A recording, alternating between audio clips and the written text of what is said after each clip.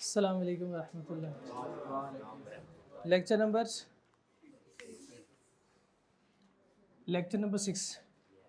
आज का टॉपिक हमारा सप्लाई एंड इट्स डिटर्मिनेंट्स। कल के लेक्चर में किसी का कोई सवाल? कुछ पढ़ाई नहीं सर आपने, उसमें क्या सवाल होना है? सप्लाई को डिफाइन किया था, दो डिटर्मिनेंट्स भी उसके सीखे थे। कोई सवाल किसी का? और एमसीक्यूज किए थे। एमसीक्यूज की प्रैक्टिस आपको पता है इंतहाई ज़रूरी है, और इसके डिस्कशन भी। यस, कोई सवाल? कोई सवाल नहीं, सब अच्छा है। दो बातें हो सकती है, मैं पहले बता चुका हूँ, या कुछ नहीं समझ आया या सब समझ आ गया। हाँ, ये तो मुझे कैसे पता चलेगा सब समझ आ गया? एक तो टेस्ट से, और जब आप सवाल पूछेंगे, जब मैं असाइनमेंट दूंगा आप सवाल पूछेंगे, फिर मुझे पता चलेगा आपने असाइनमेंट की है।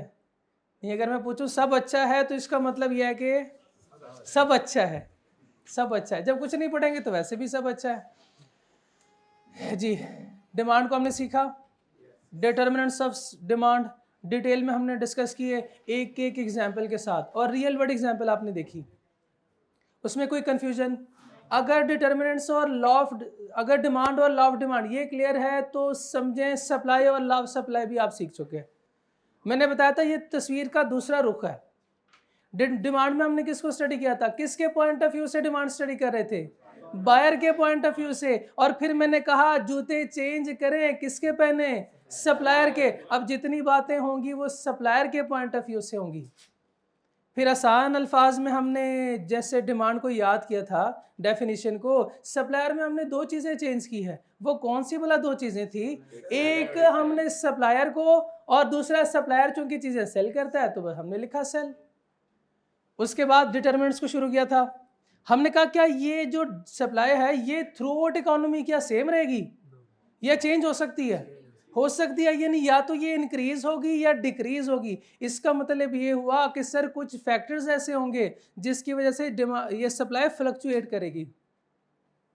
उन फैक्टर्स को हमने नाम दिया था डिटर्मिनेंट्स ऑफ सप्लाई। यानी एज इकोनॉमिस्ट हमारे लिए ज़रूरी है ये जानना कि हम ये देखें कि ये जो सप्लाई चेंज हो रही है ये किस वजह से हो रही है, कौन से ऐसे फैक्टर हैं जिसकी वजह से ये सप्लाई चेंज हो रही है। उन फैक्टर्स को हमने नाम दिया था डिटर्मिनेंट्स ऑफ सप्लाई। तो डिटर्मिनेंट्स में आपने पहला डिटर्मिनेंट कौन सा सीखा? वही प्राइमरी डिटर्मिनेंट्स हमने सर जो हमने डिमांड में सीखा था, उसको नाम क्या दिया था? Price of the product. Price of the product.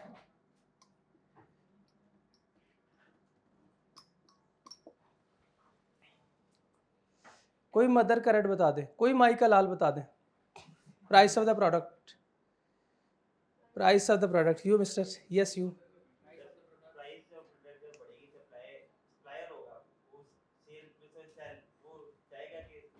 वो चाहेगा कि ज्यादा से ज्यादा सप्लायर हो, वो चाहेगा ज्यादा से ज्यादा प्रोडक्शन हो। प्राइस बढ़ेगी, प्रोडक्शन भी बढ़ेगी तो प्रॉफिटेबिलिटी बढ़ेगी। ऐसे है ना? आप अगर सप्लायर हैं तो आप चाहेंगे कि प्राइस भी ज्यादा हो और आपकी चीजें भी ज्यादा बिके, तो फिर आपको प्रॉफिट मुनाफा ज्यादा होगा। Number 2, availability. अवेलेबिलिटी सिर्फ नहीं, अवेलेबल भी होनी चाहिए चीजें, और उसकी क्वालिटी भी अच्छी होनी चाहिए। Availability and quality of factor production को मैं प्यार से FOP लिखूंगा, फैक्टर्स ऑफ प्रोडक्शन। और आपको पता है फैक्टर प्रोडक्शन कहते हैं इनपुट को, और इकोनॉमिक्स में जो ये इनपुट्स हैं, yes you can come, inputs है वो है क्या? लैंड,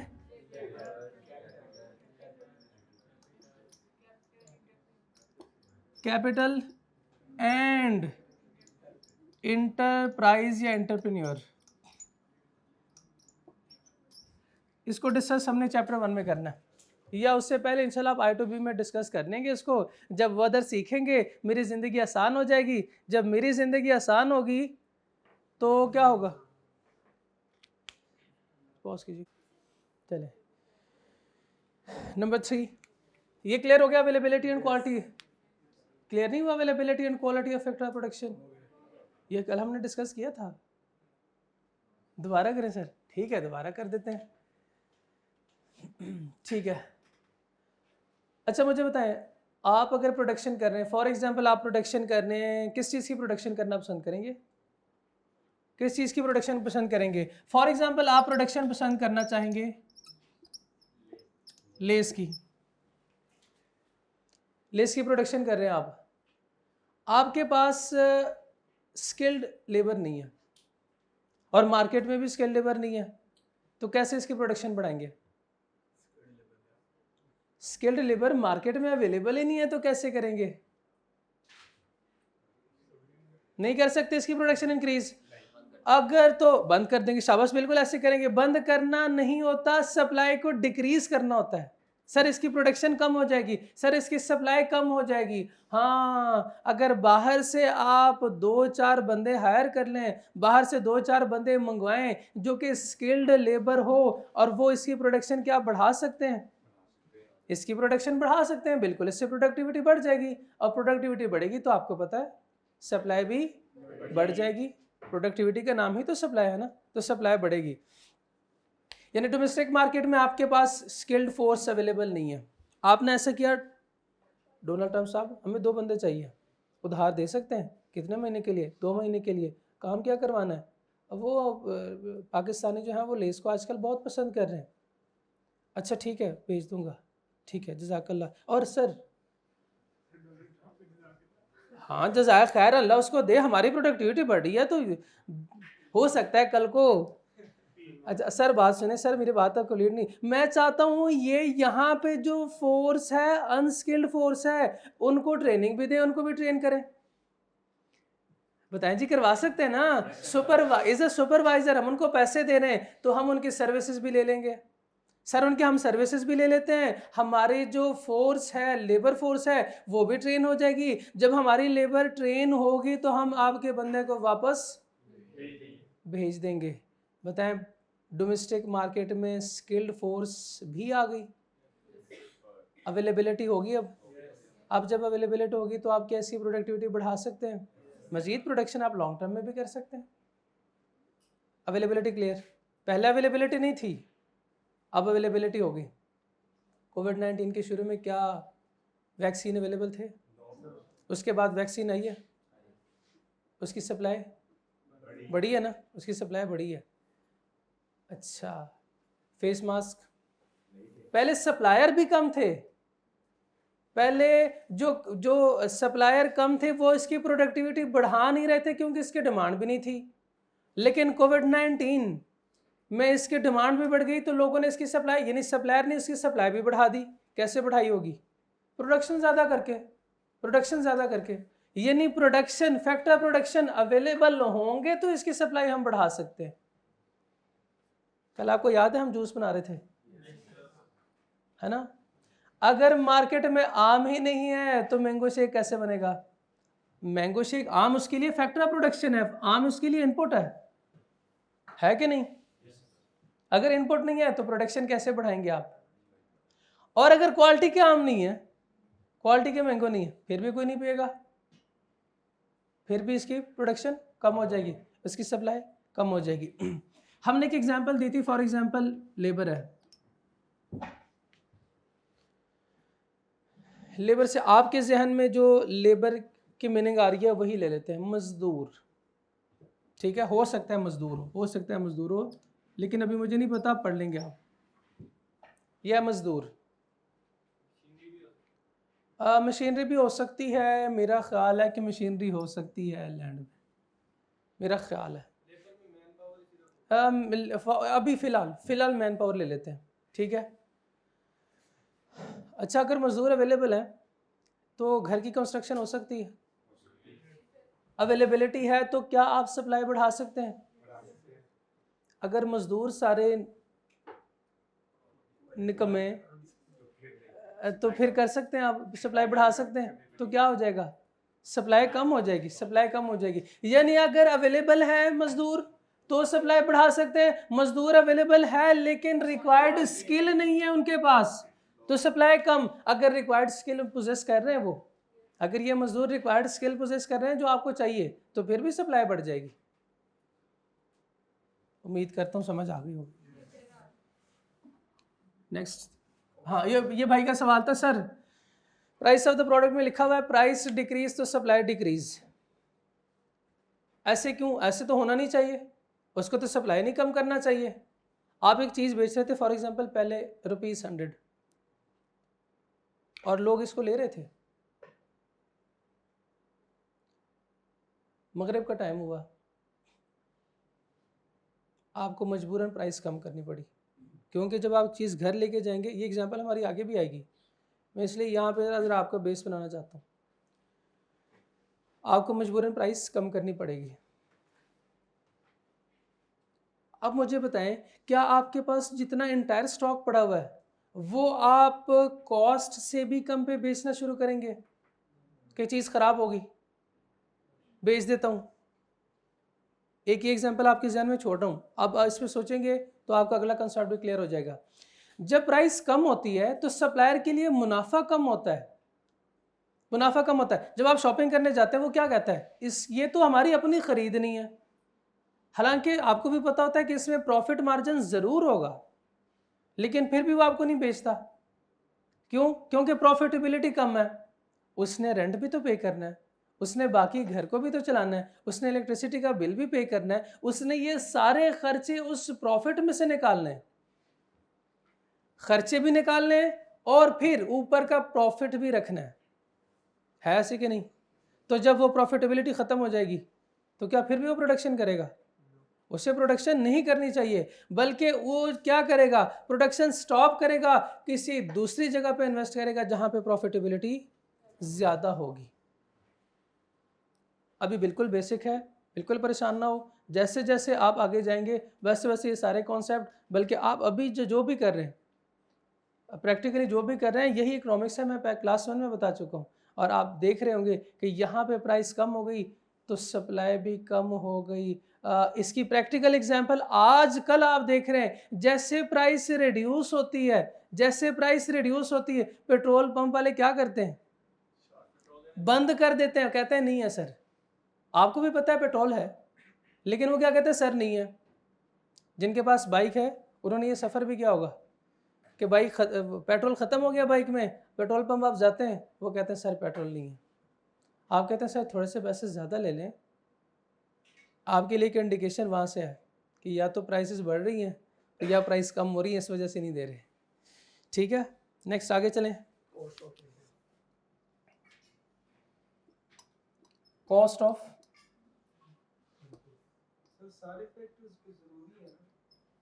सारे फैक्टर्स कौन से?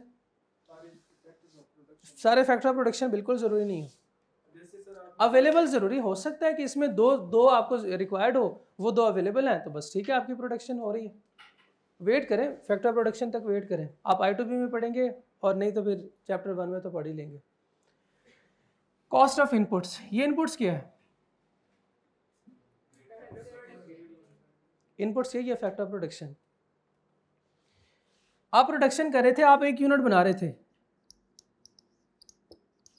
उस पर आपकी कॉस्ट लग रही थी फॉर एग्जांपल 100, ये क्या है, कॉस्ट है ना, और आप इसको सेल कर रहे हैं ₹120, ये सेल प्राइस है।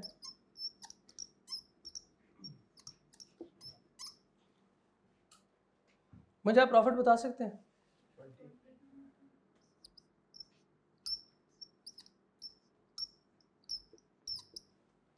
20 का प्रॉफिट, ऐसा ही है, सारे एग्री करते हैं 20 का प्रॉफिट। इस कॉस्ट में कौन कौन सी चीज़ें शामिल होंगी? इसमें कौन कौन सी चीज़ें शामिल हो सकती हैं? चलें, क्या इसमें सैलरीज नहीं शामिल हो सकती? क्या इसमें रेंट नहीं होगा? होगा ना। इसमें क्या यूटिलिटीज नहीं होंगी? यूटिलिटीज, अच्छा सर यूटिलिटीज में क्या आता है? यूटिलिटीज में आपके इलेक्ट्रिसिटी का बिल आता है, गैस, इलेक्ट्रिसिटी, पानी का बिल, और कोई पेनल्टी भी हो सकती है ना कोई पेनल्टी। आप एक बड़ी कंपनी चला रहे हैं, आपने सप्लायर बन के सोचना है अब। अच्छा, इसके अलावा एक कॉस्ट और भी हो सकती है, फॉर एग्जांपल आप टैक्स दे रहे हैं, है ना, आपने लेबर को तनख्वाहें दी, सैलरी या वेजेस इसको कहते हैं।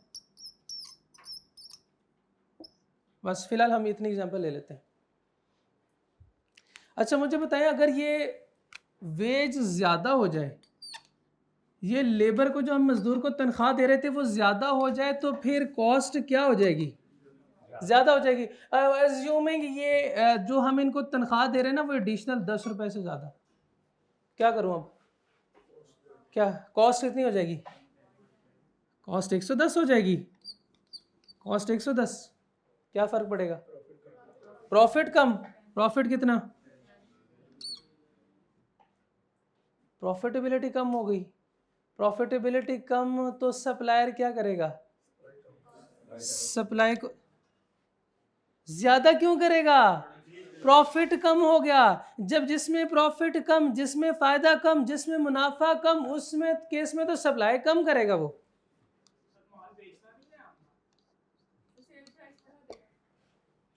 माल बिल्कुल बेचना है, लेकिन फ्री में तो नहीं बेचना। अपने माल की कदर भी तो रिड्यूस नहीं करनी, वो भी तो कम नहीं करनी। ऐसे तो हम नहीं करेंगे। हाँ ये कर सकते हैं सर, हम सेल प्राइस बढ़ा दें। बिल्कुल कर सकते, बिल्कुल कर सकते हैं, कर सकते, अभी कर सकते हैं, लेकिन जैसे आप बढ़ाएंगे लेने वाला कोई नहीं है। तो नेक्स्ट लर्निंग ऑब्जेक्टिव का इंतजार करें, आपके सारे सवाल क्लियर हो जाएंगे। ठीक है, हम प्राइस को इंक्रीज भी करेंगे, प्राइस को रिड्यूस भी करेंगे।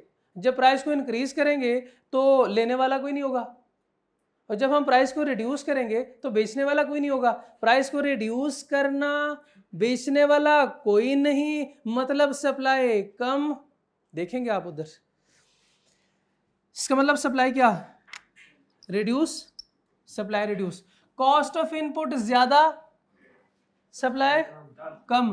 कॉस्ट ज्यादा तो सप्लाई, और कॉस्ट कम तो सप्लाई ज्यादा। क्लियर हो गया? नोट करना है किसी ने? तस्वीर ले लें, तस्वीर।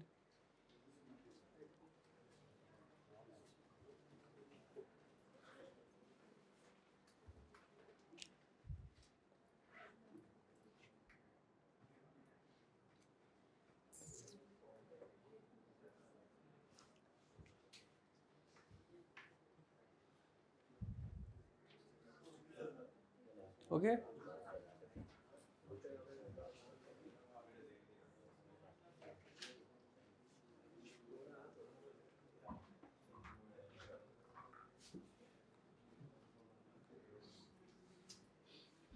कॉस्ट ऑफ इनपुट को कॉस्ट ऑफ फैक्टरी प्रोडक्शन भी कहते हैं।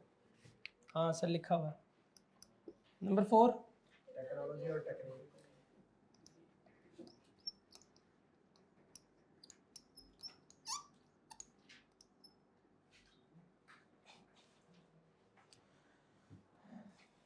लेबर की जान ही छोड़ेंगे हम। मुझे बताएं, एक लेबर दिन में कितने घंटे काम कर सकता है? 8 घंटे, या मैक्सिमम 10-12, 10 to 12। अज्यूमिंग 1 घंटे में वो 10 यूनिट्स बनाता है, दिन में कितनी यूनिट बनाएगा?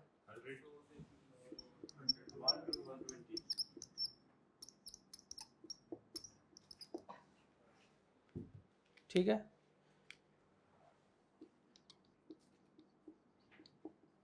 क्या मशीन एक टेक्नोलॉजी है? क्या मशीन एक टेक्नोलॉजी है? मशीन एक दिन में कितने घंटे चल सकती है? 24 आवर्स चल सकती है। शाबाश, बिल्कुल ठीक।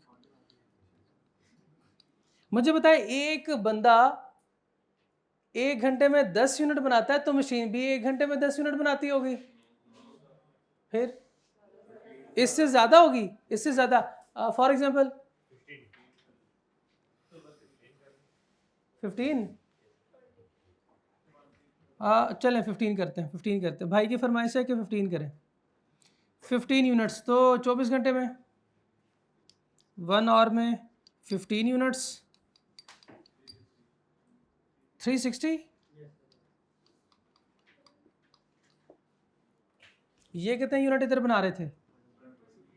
1, मैक्सिमम 120। और यहाँ पे ये क्या हुआ? ये क्या हुआ? ये टेक्नोलॉजी बढ़ी है, इम्प्रूवमेंट इन टेक्नोलॉजी। पहले हम एक बंदे से काम करवा रहे थे, उस बंदे को हमने रिप्लेस किया मशीन से। यहाँ पे दो फैक्टर्स हैं, जागते रहे मेरा भाई, जागते रहे। दो फैक्टर्स हैं, दो फैक्टर्स कौन से?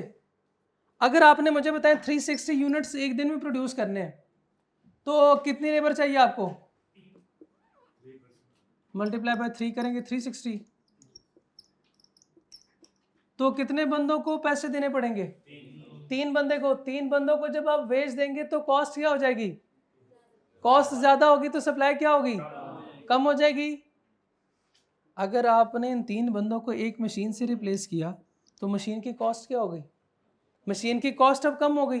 कॉस्ट कम तो सप्लाई, एक तो कॉस्ट कम होने की वजह से सप्लाई बढ़ गई, दूसरा ये कि ये चूंकि एडवांस टेक्नोलॉजी है तो इसकी वजह से भी इसकी सप्लाई ज़्यादा हो जाएगी। एक एग्जांपल में दोनों डिटरमिनेंट्स क्लियर नोट करना ही है।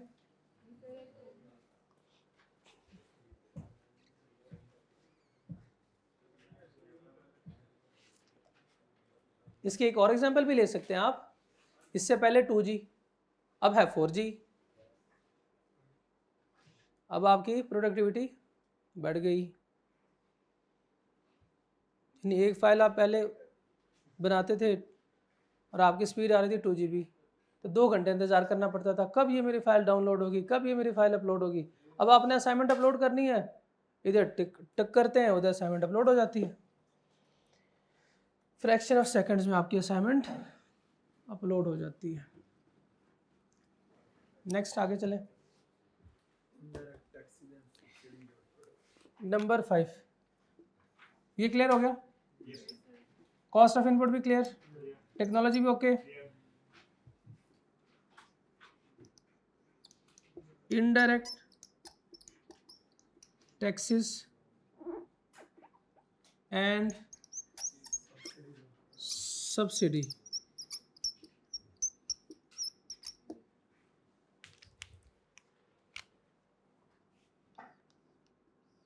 ये टैक्स किसे कहते हैं और सब्सिडी क्या होती है, बताएं जी। टैक्स जो गवर्नमेंट लेती है, टैक्स कहते हैं बिला वजह जो गवर्नमेंट हमसे पैसे लेती है उसका नाम है टैक्स। बिला वजह गवर्नमेंट हमसे जो पैसे लेती है उसको क्या नाम देते हैं? टैक्स। और बिला वजह गवर्नमेंट जो हमें पैसे देती है उसको हम क्या कहते हैं? Benazir income support programme. और ये मेट्रो बस और इस तरह और भी, ये सेहत कार्ड, ऑरेंज ट्रेन, ये क्या है? सब्सिडी है। और टैक्स जो हम जीएसटी एक एग्जांपल है इसकी, और भी बहुत सारे टैक्सेस हैं। अच्छा सर, इसके साथ ये क्या लिखा हुआ है? इनडायरेक्ट टैक्स, इसका मतलब कोई डायरेक्ट टैक्स भी होगा? ये इनडायरेक्ट टैक्स कौन से होते हैं? शाबाश, बिल्कुल ठीक है, बिल्कुल ठीक है, बिल्कुल ठीक है। लेकिन मैं ज़रा आपको एक एग्जांपल से समझाऊंगा जिसमें डायरेक्ट टैक्स भी हो और इनडायरेक्ट टैक्स भी कवर हो जाए। फॉर एग्जांपल मेरी सैलरी है, मेरी सैलरी प्रिंसिपल साहब ने एग्री की 10,000।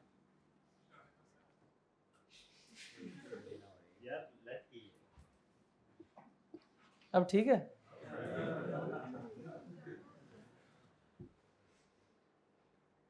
मैंने इसलिए कहा कि सपोज करें फॉर एग्जांपल मेरी सैलरी है 10,000। जब मैं सैलरी लेने गया महीने के आखिर में, प्रिंसिपल साहब ने मुझे दिया, मैं कहा सर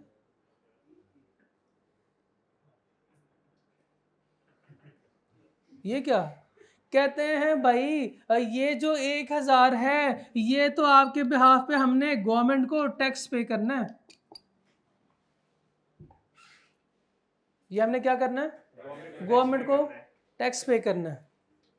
बट ठीक है, मैं क्या कर सकता था, बस मुंह बना के आ गया।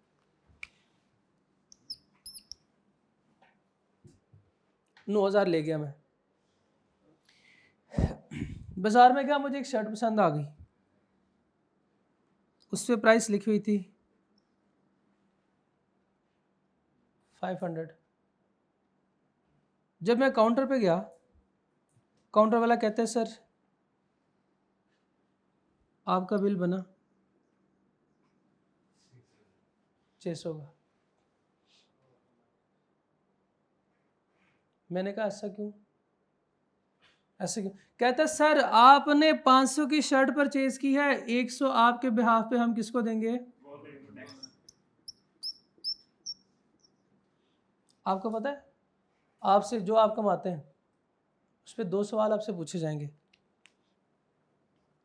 2 सवाल आपसे अल्लाह पूछेंगे, कहाँ से कमाया और कहाँ पे आपने खर्च किया। यानी हलाल तरीके से आपने कमाया हो और हलाल चीज़ों पे आपने खर्च किया है। ये असूल ना बाकी मुझे नहीं पता, लेकिन ये असूल गवर्नमेंट को बड़ा पसंद आया। उसने कहा सर हम भी ऐसे करेंगे, जब आप कमाएंगे उस पर भी आपसे टैक्स लेंगे और जब आप खर्च करेंगे उस पर भी आपसे टैक्स लेंगे। तो मैंने कहा ठीक है। तो उसने कहा जब आप कमाएंगे, ये प्रिंसिपल साहब के पास जो चला गया 1000, ये भी टैक्स है, इसको हम नाम देते हैं डायरेक्ट।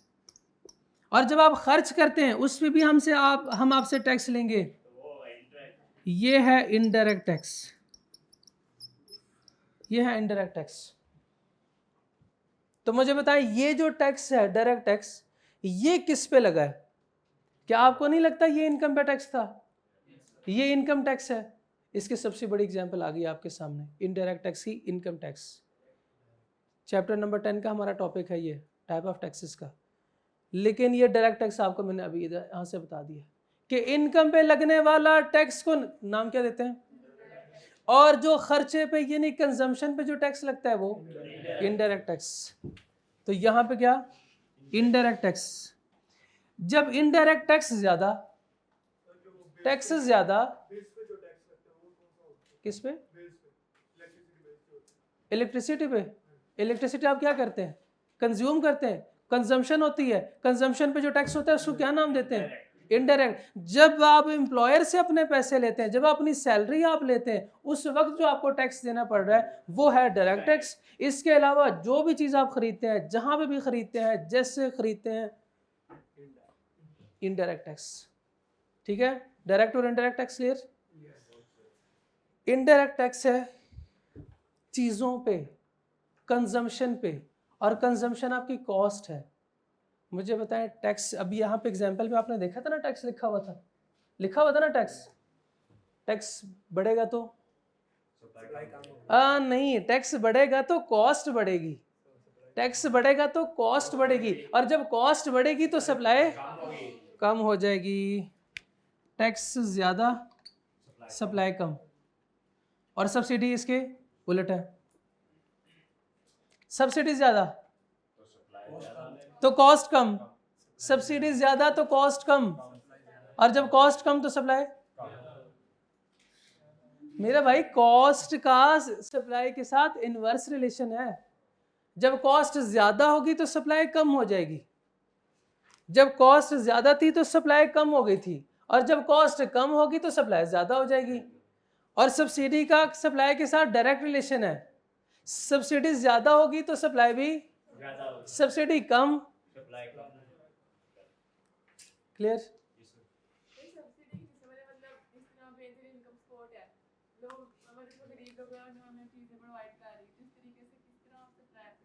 ओके,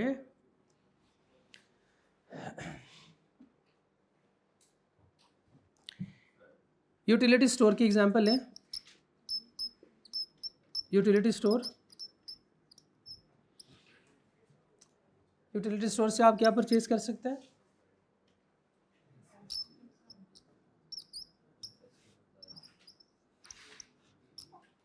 और ठीक है, अज्यूम करते हैं कि यही 3 चीज़ें जो आपने सप्लाई वहाँ से परचेज करनी है। मुझे बताएं जब इसकी प्राइस कम होगी तो आप क्या करेंगे? जब इसकी प्राइस, अब आप प्रोड्यूसर हैं, सॉरी आप कंज्यूमर हैं, जब चीज़ें कम होती हैं तो क्या नहीं देखते आपके वहाँ पे यूटिलिटी स्टोर के बाहर रश लगा होता है? क्या आपने नहीं कभी देखा कि यूटिलिटी स्टोर के बाहर लंबी लंबी लाइनें लगी हुई हैं? और जब वो ये रमज़ान बाज़ार लगता है उसमें क्या लोग दूसरे बाज़ारों में जाते हैं? फिर रमज़ान बाज़ार में क्यों जाते हैं? वहाँ पे चीज़ें सस्ती होती हैं, इसका मतलब वहाँ पे आपको सब्सिडी मिलती है।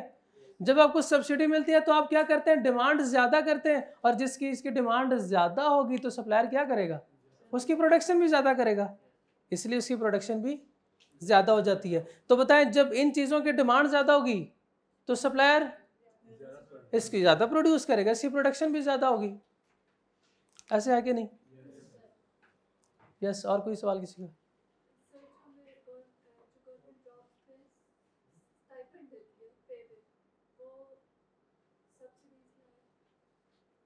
स्टाइपेंड किस में आएगी?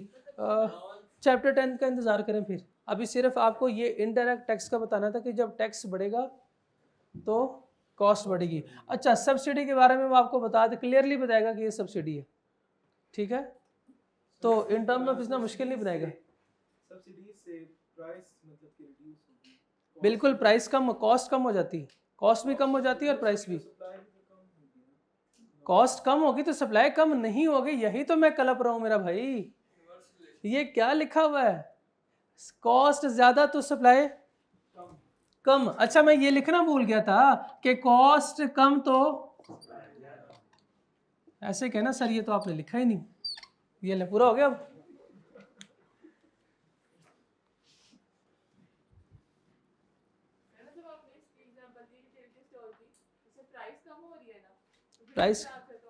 प्राइस कब कम होगी, प्राइस क्यों कम करेंगे वो, क्योंकि उनकी कॉस्ट कम हो रही। आगे क्लियर हो जाएगा, नो वरी। बस इतना समझ आ गया ना कि सब्सिडी जब गवर्नमेंट देगी इसका मतलब यह है कि वो उस चीज़ की कॉस्ट सप्लायर के लिए कम होगी, जब कॉस्ट कम तो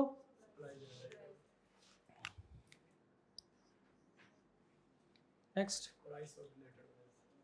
उसके बाद नंबर ऑफ सेलर्स, डिमांड में भी तो पढ़ा था, क्या लिखा हुआ था, नंबर ऑफ बायर्स। जब नंबर ऑफ बायर ज़्यादा होते हैं तो डिमांड ज़्यादा होती है, नंबर ऑफ बायर ज़्यादा तो डिमांड भी ज़्यादा, नंबर ऑफ सेलर्स रेडी वाले ज़्यादा तो सप्लाई भी ज़्यादा, रेडी वाले ज़्यादा तो सप्लाई भी ज़्यादा। आज आप देखते हैं ये रोड पे जो है वो 7-8 रेडी वाले खड़े होते हैं, आम वाले मैंगोज बेचते हैं, तो सप्लाई ज़्यादा होगी ना, इसकी प्रोडक्शन ज़्यादा हुई है।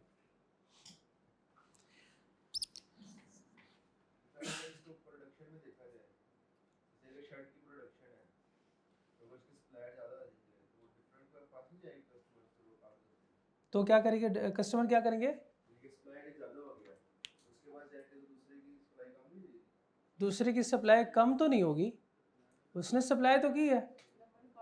नंबर ऑफ बायर्स बढ़ेंगे तो नंबर ऑफ सेलर्स बढ़ेंगे ना। मार्केट इक्विलिब्रियम नेक्स्ट हमारा लर्निंग ऑब्जेक्टिव है 5, उसमें सब क्लियर हो जाएगा। सर आप कब हमने इसको इंक्रीज करना है, कब इसको डिक्रीज करना है, तो डिमांड के इंपॉर्टेंस में आपने देखा था कि हम पर डिमांड रहे थे, लेकिन उसके इंपॉर्टेंस में लिखा हुआ था नंबर 2 पे। मुंह खोलना हो ना तो हाथ रखा करें आगे, ठीक है ना? आपको नहीं कह रहा। क्या क्या कर रहे थे हम, कौन सी एग्जाम्पल थी, एग्जाम्पल कौन सी दिया था? हाँ, डिमांड जब हम पढ़ रहे थे उसमें हमने इंपॉर्टेंस में दूसरी इंपॉर्टेंस क्या पढ़ी थी, दूसरा फायदा था इसका डिसीजन मेकिंग बाय प्रोड्यूसर। ये प्रोड्यूसर कैसे डिसाइड करता है कि मैंने कितनी चीजें प्रोड्यूस करनी है, डिमांड को देख के डिसाइड करता है, उधर ये पढ़ा हुआ था ना। आगे नेक्स्ट, इन्वायरमेंटल कंडीशन। क्या मार्केट में जितनी भी चीजें हैं वो सारी इंडस्ट्रियल प्रोडक्ट है या एग्रीकल्चर प्रोडक्ट भी है?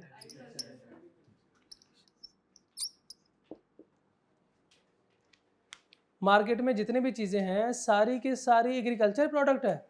नहीं। क्या सारी की सारी इंडस्ट्रियल प्रोडक्ट है? बिल्कुल नहीं, इंडस्ट्रियल भी है और एग्रीकल्चर भी है। ये है फॉर एग्जांपल इंडस्ट्री और ये है लैंड एग्रीकल्चर। ये आपकी फसल है तैयार,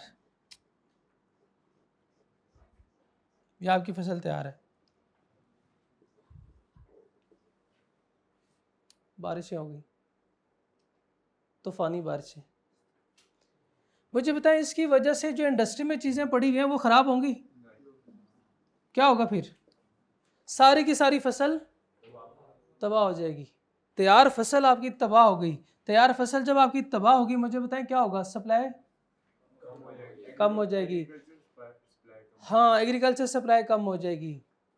यानी आपने अपनी प्रोडक्ट को देखना है कि आपकी प्रोडक्ट अगर एग्रीकल्चर प्रोडक्ट है तो उसकी सप्लाई बैड वेदर कंडीशन की वजह से कम होगी। लेकिन अगर आपकी जो प्रोडक्शन है, जो आपकी प्रोडक्ट है वो इंडस्ट्रियल प्रोडक्ट है, तो बैड वेदर कंडीशन की वजह से बाहर तूफान हो, कुछ जो मर्जी हो जाए, इंडस्ट्रियल प्रोडक्ट को नुकसान नहीं होगा।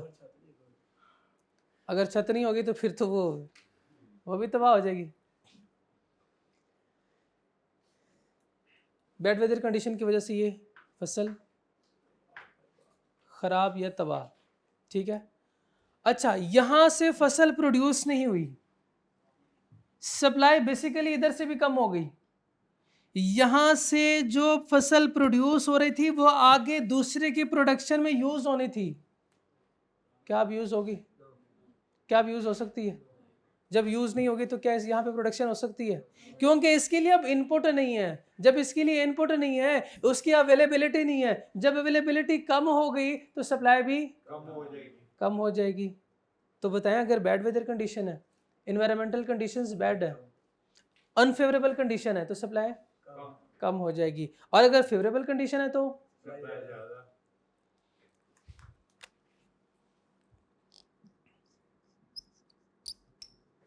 मुल्क में जंग छिड़ गई, सप्लाई कम हो गई। क्यों सप्लाई क्यों कम होगी? ये बारिश तो नहीं है सर, गोलियां बरसेंगे सारी फसल तबाह हो जाएगी।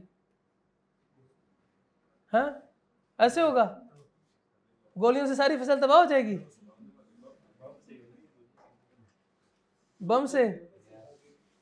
आप ये क्यों नहीं सोच रहे सर इंडस्ट्रियल प्रोडक्ट हैं तो उसके बाद उनको रॉ मटेरियल कौन देगा? वहाँ के क्या लोग जो है, जंग चिढ़ गई, अब कोई मसला नहीं, हम तो अपनी प्रोडक्शन करेंगे, हम तो आम बेचेंगे। किसको बेचोगे? लेने वाला जब कोई नहीं है, मुल्क के हालात ख़राब हैं, तो क्या सप्लायर सप्लाई बढ़ाएंगे? उसकी सप्लाई क्या हो जाएगी? कम हो जाएगी। आखिरी एक रह गया डिटरमिनेंट्स में, price of related goods. Demand में भी तो हमने पढ़ा था प्राइस ऑफ। यस, किसी का सवाल? सुबह से तो नहीं कह रहा, ये 55 मिनट हुए हैं तकरीबन जी। डिमांड इसके डिटरमिनेंट में शुमार हो सकती है? क्या डिमांड इसके डिटरमिनेंट्स में? मैं नहीं कहूँगा कि डिमांड इसके डिटरमिनेंट्स में, लेकिन बैक एंड पे कहानी डिमांड की शुरू हुई थी। आपको पता है बैक एंड से ये कहानी शुरू कहाँ से हुई थी? ये अच्छा सवाल है भाई का, मैं शुरू कराता हूँ दोबारा कहानी। मुझे लगा मैं इंटरवल पे पहुंच गया हूँ। ये कहते हैं नहीं सर, पहली किस्त भी मुझे भूल गई है। ये कहानी शुरू होती है फाइनेंशियल डिसीजन से। याद है आपको? किसके financial decision? Buyer buyer buyer buyer buyer. शुरू हमने बायर से किया था। आपकी फरमाइश थी सर बायर से शुरू करें। आपको याद है जब आप गए थे फीस सेंटर, जब आपने कहा था सर मुझे 3 आईफोन दे दें, क्या किया था आपने? डिमांड क्रिएट की थी आपने। आपकी वजह से डिमांड क्रिएट हुई थी, तब जाके प्रोड्यूसर ने 3 आईफोन प्रोड्यूस किए होंगे। ऐसे है कि नहीं? तो इसके पीछे है क्या? इसके पीछे आप बायर हैं। ठीक है, तो बायर है तो फिर डिमांड है, डिमांड है तो सप्लाई है। यस, नहीं ये तो डिटरमिनेंट्स हम वो पढ़े, वो फैक्टर्स हैं जो सप्लाई को इफेक्ट कर रहे हैं।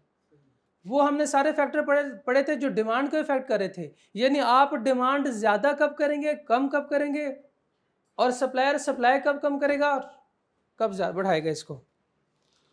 आखिरी एक रह गया, नंबर 8, प्राइस ऑफ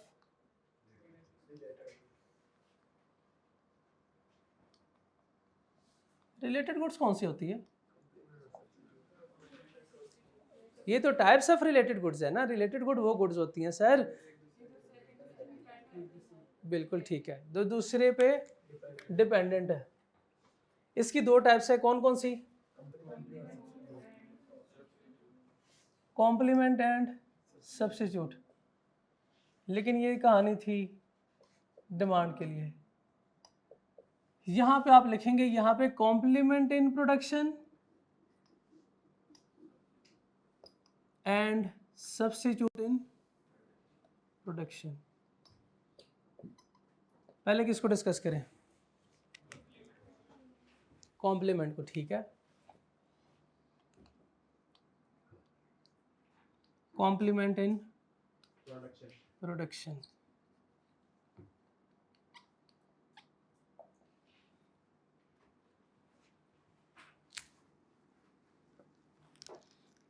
चलें आपको शेयर कराते हैं पेप्सी फैक्ट्री का। इसमें 2 डिपार्टमेंट्स हैं, नज़र आ रहे हैं 2 डिपार्टमेंट्स। ये है डिपार्टमेंट्स पेप्सी कोला, और ये है पेप्सी वाले बनाते हैं ना लेज, पेप्सी वाले बनाते हैं ना लेज।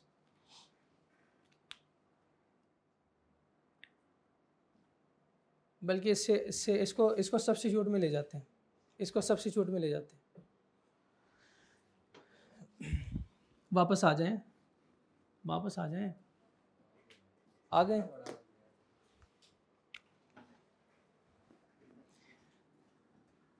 कॉम्प्लीमेंट कहते हैं इन प्रोडक्शन, कॉम्प्लीमेंट प्रोडक्शन कहते हैं कि सेम प्रोडक्शन प्रोसेस से, सेम प्रोडक्शन प्रोसेस से, प्रोडक्शन प्रोसेस एक है, सेम का मतलब एक प्रोडक्शन प्रोसेस से हमें कितनी चीज़ें मिल रही है? 2 चीज़ें मिल रही है, 2 चीज़ें मिल रही है। प्रोडक्शन प्रोसेस या प्रोडक्शन टेक्निक एक है, लेकिन मिलने वाली चीज़ें 2, और दोनों आपस में क्या है? कॉम्प्लीमेंट।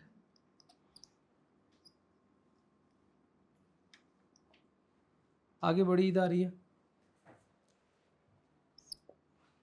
आपने ख़रीदा एक जानवर, जब आप इसको ज़िबा करेंगे, जब आप इसको ज़िबा करेंगे तो 2 चीज़ें आएंगी, गोशत और गोशत नहीं,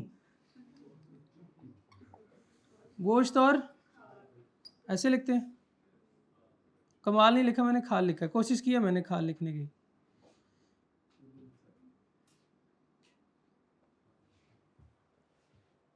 ऐसा ही है, एक आएगा गोश्त और दूसरी चीज़ खाल आएगी, 2 चीज़ें आ गई। किससे है ये 2 चीज़ें? प्रोडक्शन प्रोसेस, एक प्रोडक्शन प्रोसेस है, सेम प्रोडक्शन टेक्निक है, सेम प्रोडक्शन प्रोसेस है, लेकिन प्रोड्यूस होने वाली चीज़ें 2 है। एक और आप कर सकते हैं, ले लें, वो भी कॉम्प्लीमेंट है क्या? दूध, दूध लिख लें शायद, दूध बिल्कुल ठीक है, दूध, 3 चीज़ें हो गई, 3 चीज़ें हो गई, लेकिन आप किसी 2 को रख लें, हमने एग्जाम्पल को आसान बनाया। एग्री करते हैं कि ये चीज़ें आएंगी, एक गाय खरीदेंगे तो गोश्त भी, खाल भी और दूध भी।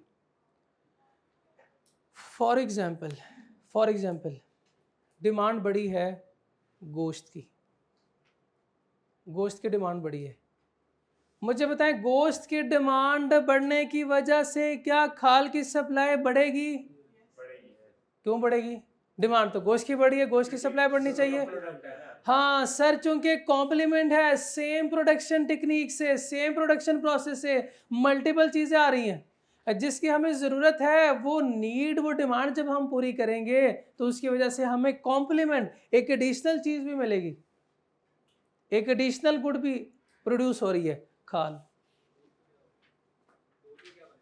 दूध भी आप प्रोड्यूस कर सकते हैं, लेकिन जब आपने ज़िबा की तो दूध ख़त्म नहीं हो जाएगा, फिर मेरा ख्याल है फिर ख़त्म हो जाना चाहिए, है ना?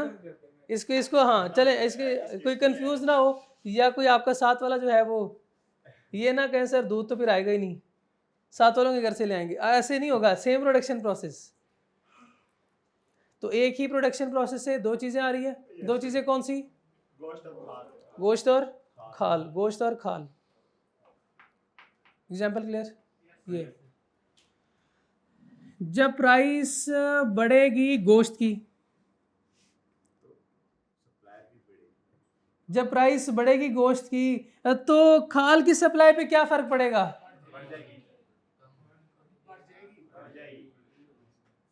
हाँ, मैं ये सुनना चाहता हूँ। आई विश के ट्रू स्कूल ऑफ थॉट हो यहाँ पे। हाँ, कुछ लोग कहें ना सर बढ़ेगी, कुछ लोग कहें सर कम होगी, फिर मैं इसको एक्सप्लेन करूंगा।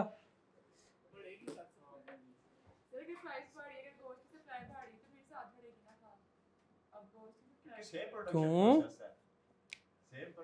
सर? गोश्त की जब प्राइस बढ़ेगी, गोश्त की जब प्राइस बढ़ेगी, हम प्रोड्यूसर क्या करेंगे? इसकी सप्लाई कैसे बढ़ाएंगे? आप गोश्त की सप्लाई कैसे बढ़ाएंगे? सप्लाई कैसे बढ़ाएंगे? ज्यादा गायों को ज़बह करेंगे, ज्यादा गाय ज़बह करेंगे, ज्यादा गाय ज़बह करेंगे तो ज्यादा गोश्त आएगा, ज्यादा गाय ज़बह करेंगे तो ज्यादा गोश्त आएगा, तो सप्लाई भी बढ़ेगी। ज्यादा गाय ज़बह करेंगे तो गोश्त के साथ साथ कॉम्प्लीमेंट गुड्स खाल भी तो आएगी, खाल भी तो आएगी, तो इसकी सप्लाई भी ऑटोमेटिकली, हम ना चाहते हुए इसकी सप्लाई बढ़ गई, इसकी सप्लाई इस तरह बढ़ रही है। तो बताएं, इसकी प्राइस तो इंक्रीज नहीं की हमने, इसकी प्राइस तो हमने इंक्रीज नहीं की, फिर इसकी सप्लाई कैसे बढ़ी? चूंकि सर कॉम्प्लीमेंट है, चूंकि सर कॉम्प्लीमेंट है, इसलिए इसकी सप्लाई भी बढ़ जाएगी, इसकी सप्लाई भी बढ़ जाएगी। Clear?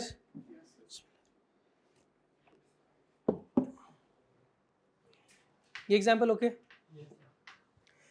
Price of related goods या प्राइस ऑफ कॉम्प्लीमेंट गुड भी ठीक? क्लियर?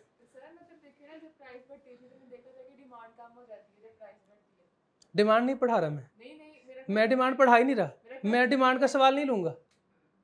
मैं ये कहना चाह रही हूँ कि प्राइस जब बढ़ती है तो डिमांड कम हो जाती है, तो फिर सप्लाई ज्यादा क्यों करेंगे जब देने वाले ही नहीं है? लर्निंग ऑब्जेक्टिव 5 नहीं तो खोल के देख लें, नहीं तो देख लें खोल के। यही तो इसलिए तो वहां पे लिखा हुआ था कि उन्होंने डिसाइड करना है, डिसीजन मेकिंग बाय प्रोड्यूसर, कि जब प्राइस बढ़ेगी तो खरीदने वाला कोई नहीं होगा।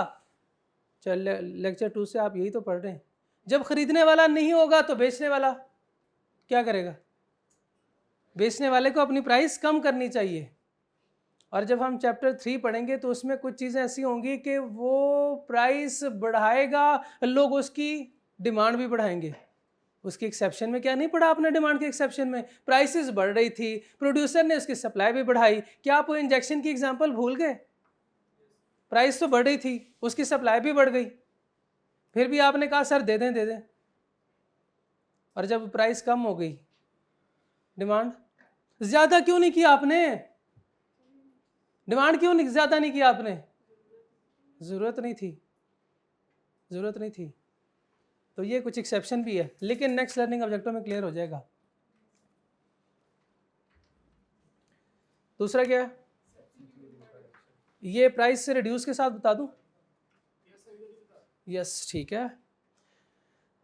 खाल की प्राइस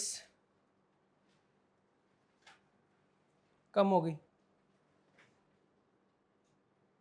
क्या होगा?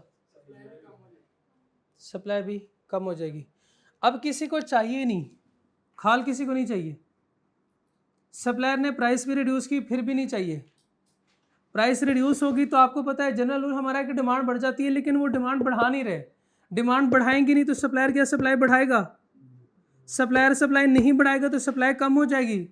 जब सप्लाई खाल की कम होगी तो फिर क्या करेंगे? नहीं सर आप गाय ज़िबा करें, आप गोश्त तो प्रोड्यूस करें, लेकिन खाल रहने दें, खाल रहने दें। क्या ऐसे पॉसिबल है? नहीं है पॉसिबल, क्योंकि दोनों गुड्स कॉम्प्लीमेंट है। तो इसलिए जब एक की डिमांड, एक की प्राइस बढ़े कम होगी तो इसकी सप्लाई भी कम होगी। जब इसकी सप्लाई कम हो गई तो चूंकि ये कॉम्प्लीमेंट है तो इसकी सप्लाई भी कम हो जाएगी। मज़ीद क्लियर होगा जब आप असाइनमेंट करेंगे।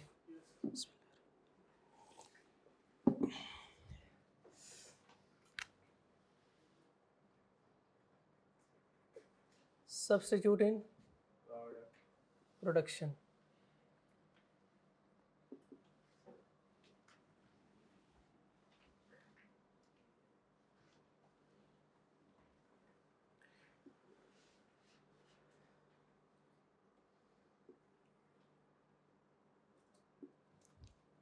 कौन सा पसंद करेंगे दोनों में? अभी आप एक फैक्ट्री में हैं जहाँ पे आप देख रहे हैं कि लोग यहाँ पे चल फिर रहे हैं, पेप्सी की भी प्रोडक्शन हो रही है, लेस की भी प्रोडक्शन हो रही है। दो डिपार्टमेंट बने हुए हैं, लेस की भी प्रोडक्शन हो रही है, पेप्सी की भी प्रोडक्शन हो रही है। आप दोनों में से क्या पसंद करेंगे?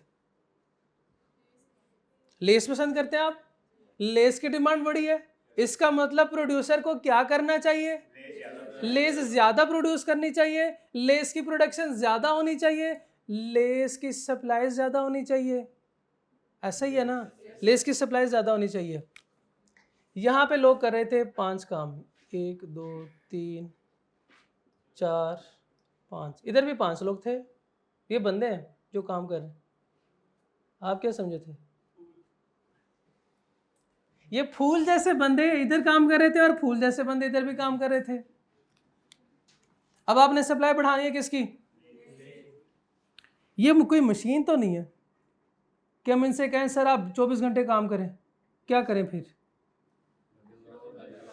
क्या करें फिर? क्या करें फिर? क्या करें फिर? इनपुट को बढ़ा दें। इनपुट बढ़ाएंगे तो क्या होगा? सप्लाई बढ़ेगी। इनपुट कैसे बढ़ाएंगे? इनपुट कैसे बढ़ाएंगे? ज्यादा हायर क्यों करें? ज्यादा क्यों हायर करें? इनको कहते हैं सर आप इधर आ जाए, इधर आ जाए, इधर आ जाए, इधर है, इधर है, ये आगे, इधर 2 बंदे इधर आ गए। जब 2 बंदे इधर आ गए तो इसकी सप्लाई ज्यादा हो गई। इसकी सप्लाई पे क्या फर्क पड़ेगा? इसकी सप्लाई कम हो जाएगी। हमने चाहा कि हम लेस की सप्लाई बढ़ाएं, लेकिन अनफॉर्चुनेटली पेप्सी की सप्लाई कम हो गई। यह है substitute in production. In production का मतलब यह है कि आप एक इंडस्ट्री में गए, आप एक फैक्ट्री में गए, वहां पे 2 काम हो रहे थे, दोनों में से आपने किसी एक की सप्लाई बढ़ानी थी और दूसरा उसका सब्स्टिट्यूट था। एक की डिमांड बढ़ी, आपने उसकी सप्लाई बढ़ानी चाहिए जो कि लेस है। जब इसमें आप अवेलेबिलिटी ऑफ इनपुट बढ़ाएंगे, इसकी सप्लाई तो बढ़ जाएगी, लेकिन दूसरे की सप्लाई, डिमांड में भी तो सिमिलर कॉन्सेप्ट पढ़ा था हमने, सिमिलर था ना। लेकिन यहाँ पे चूंकि सप्लाई के पॉइंट ऑफ व्यू से है तो supply substitute in production, no doubt कि ये मुश्किल है, नो डाउट कि ये रिलेटेड गुड का कॉन्सेप्ट मुश्किल है, इसलिए मैं भी इस पर थोड़ा ज़्यादा टाइम लगाता हूँ। क्लियर? कुछ बात समझ आई? मज़ीद जब बात ये क्लियर होगी जब आप असाइनमेंट करेंगे, आज जो आपको असाइनमेंट मिलेगी। किसी का कोई सवाल? इसको हमने शुरू किया सप्लाई एंड इट्स डिटरमिनेंट से। प्राइस ऑफ द प्रोडक्ट, जब प्राइस बढ़ेगी तो सप्लाई बढ़ेगी, जब प्राइस कम होगी सप्लाई कम हो जाएगी। अवेलेबिलिटी ज़्यादा होगी, सप्लाई ज़्यादा, availability come, supply come. Quality of factor production है, इनपुट जो है वो क्वालिटी के हैं तो सप्लाई ज़्यादा। अगर बैड क्वालिटी है या वर्स क्वालिटी है, cost of input come, supply ज़्यादा, कॉस्ट ज़्यादा। टेक्नोलॉजी, इम्प्रूव टेक्नोलॉजी है तो इनडायरेक्ट टैक्सेस, यानी ये कॉस्ट है, ये इनडायरेक्ट टैक्स ज़्यादा तो कॉस्ट, इनडायरेक्ट टैक्स ज़्यादा तो कॉस्ट ज़्यादा, कॉस्ट ज़्यादा तो सप्लाई कम। और सब्सिडी जो है वो रिडक्शन इन कॉस्ट है, subsidy is reduction in cost, cost का अपोजिट है। सब्सिडी ज़्यादा तो कॉस्ट कम, कॉस्ट कम तो सप्लाई ज़्यादा, सब्सिडी कम तो कॉस्ट ज़्यादा, कॉस्ट ज़्यादा तो सप्लाई कम। नंबर ऑफ सेलर ज़्यादा तो सप्लाई कम वाले। Environmental condition, bad weather condition, supply कम, अगर फेवरेबल कंडीशन है तो सप्लाई ज़्यादा। प्राइस ऑफ रिलेटेड गुड्स में 2 है, complement in production and substitute in production. Price of complement good increase तो supply of complement good increases. Okay, अच्छा, इसकी सप्लाई इंक्रीज हो रही है तो जो कॉम्प्लीमेंट गुड है उसकी सप्लाई क्या हो जाएगी? इंक्रीज, उसकी भी इंक्रीज हो जाएगी। Substitute in production, price of less increase, इसकी सप्लाई इंक्रीज, इसकी सप्लाई इंक्रीज करेंगे तो जो सब्स्टिट्यूट गुड है उसकी सप्लाई कम हो जाएगी। क्लियर? अब आपसे सवाल पूछूं?